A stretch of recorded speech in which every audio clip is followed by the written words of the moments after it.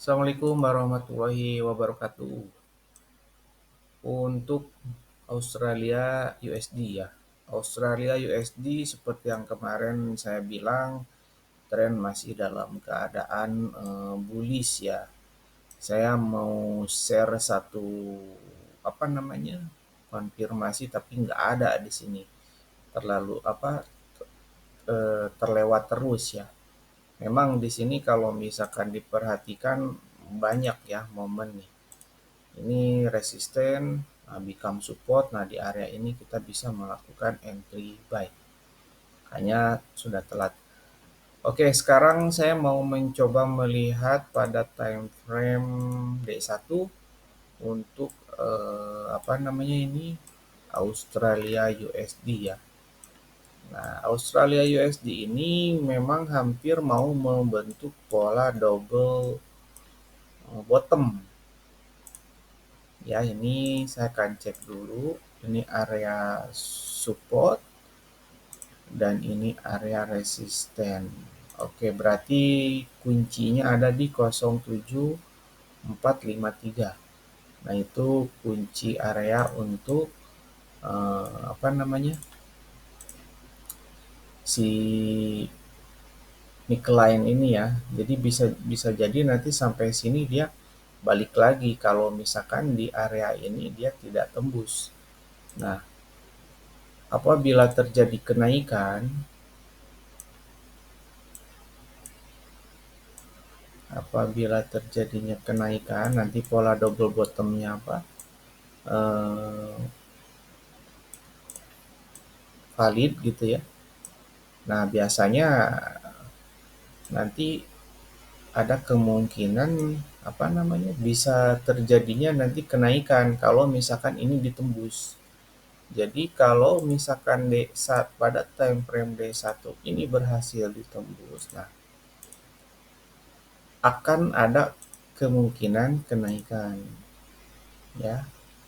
Tapi ini bagus kita menunggu untuk namanya apa eh, breakout. Nah, setelah breakout kita menunggu adanya retracement. Nah, baru bisa melakukan entry buy di sini. Nah, kalau misalkan mengukur ukuran dari sini ke sini ya ada kemungkinan ini target terdekat di sini ya di 076625. Hanya menunggu breakout dulu ya, menunggu breakout dulu. Kalau misalkan ini berhasil di ditembus, kalau misalkan berhasil ditembus ya. Nah, jika tidak, ada kemungkinan harga akan turun. Tapi kalau misalkan yang saya perhatikan, memang bakal terjadinya ini kenaikan jika ini area area apa namanya area ini ditembus nih, area resisten ini. Tapi jika area resisten itu tidak ditembus, ada kemungkinan akan balik kembali ke area support. Nah, jadi sangat penting untuk Australia USD menunggu di area resisten ini 7453 ya. Di area ini sangat penting. Jadi kita menunggu breakout dulu. Setelah ini break, nanti kita akan menunggu retest. Nah, disinilah entry point yang bagus. Targetnya sekitar 75558, 76625. Nah, apabila di sini adanya rejection ataupun konfirmasi bearish, ada kemungkinan harga akan turun. Ya, nanti saya akan update kembali, saya akan share kembali ya. Nah, ini kalau misalkan dilihat memang satu, dua, tiga, nah ini sangat apa? Sangat bagus ya polanya. Saya suka ini Australia USD ini. Satu, dua, oke. Nah, udah saya tandain. Nah, jadi di sini ada yang namanya eh, support become resistant ya. Support become resistant. Ini awalnya support, nah menjadi resisten ya dibentuk. Ada kemungkinan support resisten ini jika ditembus ya Jika ditembus sama kayak gini, menunggu break dulu, baru akan menuju ke level berikutnya. Seperti itu. Dengan catatan area resisten ini harus ditembus ya. Satu, ini area resisten saya akan tandain area resisten. Satu, warnanya biru ya. Kemudian dua, ini area resisten. Minimal harus ditembus ya. Ini kan belum ya, belum. Kita tunggu. Nah, ini kalau misalkan ditembus break sama kita tunggu. Jadi nanti entry point-nya di setelah adanya break daripada resisten ya, naik dulu turun. Nah, inilah kita akan menentukan entry point di sini nanti apabila ini breakout. Tapi kalau misalkan tidak breakout, ada kemungkinan harga akan turun. Ini untuk Australia USD. Kemudian untuk USD Kanada. Nah, untuk USD Kanada kemarin saya sudah bilang akan menunggu sell di area support become resisten ya. Hanya dia tidak sampai ya. Dia tidak sampai menuju area support become resisten ini ya. Tapi dia melakukan penurunan dengan lanjut ya. Oke, saya ini akan hapus semuanya dan membuat analisa baru. Ini satu hari, one day, day satu. Oke, ini polanya oke, cukup bagus ya. Saya akan cek dulu satu. Oke, ini resisten, ini support ya. Nah, memang ini masih dalam apa? Sepertinya turun, tapi nanti bakal naik ya.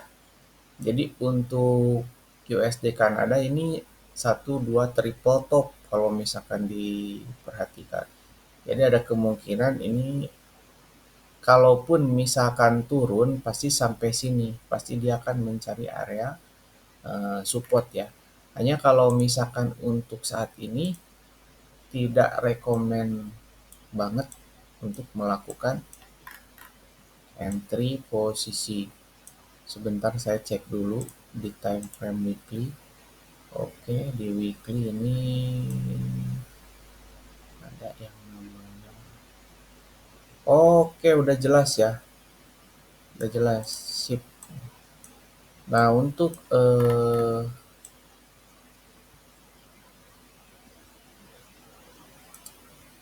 kalau misalkan saya melihat pada time frame weekly ya. Ini kalau misalkan saya lihat pada time frame weekly, ini sudah terjadi adanya ini sell. Ada kemungkinan bisa jadi nanti di area support ini akan naik ya. Kalau misalkan melihat time frame weekly ya, berarti tugasnya lebih baik menunggu konfirmasi bullish. Nah, bisa jadi dia membentuk pola apa namanya? Ini kan pada time frame weekly ya, membentuk pola double bottom. Cuma agak lama nih kayaknya nih. Agak lama nih. Ini kan hampir sama ya polanya seperti ini. Oke, ini neckline ataupun area resisten sama ya. Nah, berarti kita menunggu di area-area ini untuk melihat adanya konfirmasi apa entry ya. Sebentar, mungkin seperti ini satu ya.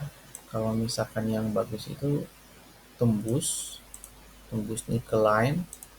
Nah, kemudian nanti habis tembus ya ada seperti retracement gitu. Nah, barulah ya Ya mungkin seperti itu.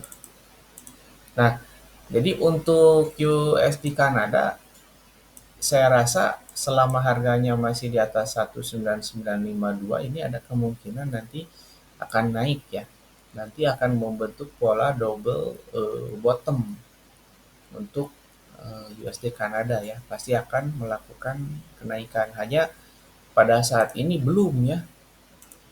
Saya cek di daily-nya juga sama nih. Di daily sama belum. Belum adanya konfirmasi bullish. Jadi lebih baik nanti menunggu konfirmasi bullish lah jika kita akan melakukan entry buy pada pair USD Kanada. Kalau misalkan terjadinya bullish itu minimal ya, minimal ada konfirmasi bullish seperti ini. Satu ya, minimal ada bullish engulfing ataupun pola-pola chart pattern di area-area inilah ya untuk USD Kanada nih, agak lama nih kayaknya. Hanya kalau misalkan entry sell sekarang jangan. Karena kenapa? Ini masih di tengah ya, masih di tengah. Kalau mau nanti paling menunggu seperti ini nih. Ini kan sudah di breakout ya.